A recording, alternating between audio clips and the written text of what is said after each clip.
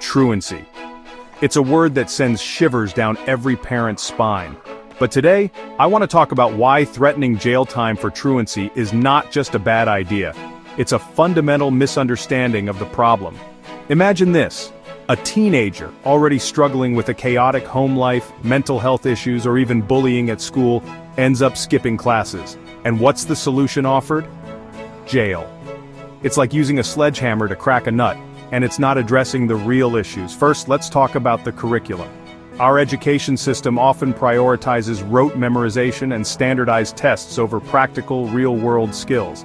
Financial literacy, basic home repair, effective communication, conflict resolution, navigating the modern job market. These are skills students actually need, yet they're often missing from the curriculum. No wonder students feel disengaged. They can't see how what they're learning applies to their future lives. And then, there are the root causes of truancy: poverty, lack of parental support, mental health struggles, bullying, learning disabilities. These are not problems that jail can fix. In fact, incarceration often makes them worse. It creates a cycle of disadvantage that's incredibly hard to break. So what can we do instead? Before we even think about jail, let's exhaust all other avenues.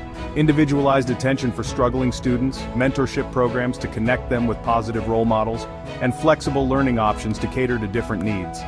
Imagine a school system that offers vocational training and apprenticeships for students who thrive in hands-on learning environments. That's a system that engages students and prepares them for the real world. The harm of incarceration, especially for young people, is well documented. It can lead to trauma, mental health issues, difficulty obtaining future employment, and an increased likelihood of further involvement in the criminal justice system. And let's not forget the emotional toll of being separated from family and community. The school district should be a source of support and empowerment, not a punitive force. It should strive to create a learning environment where students feel engaged, valued, and equipped with the skills they need to succeed. Threatening incarceration for truancy is not only ineffective but also a gross injustice to the students it purports to serve. Let's focus on solutions that address the root causes of truancy, provide relevant and practical education, and support our students in meaningful ways. Because at the end of the day, our goal should be to lift students up, not push them down further.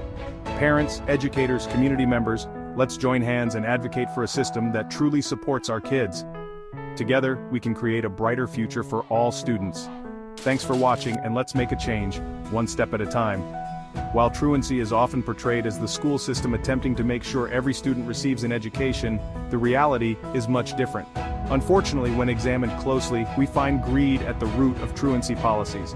The true reason they make threats of incarceration is because if your student doesn't attend classes, the school won't receive funding for the student.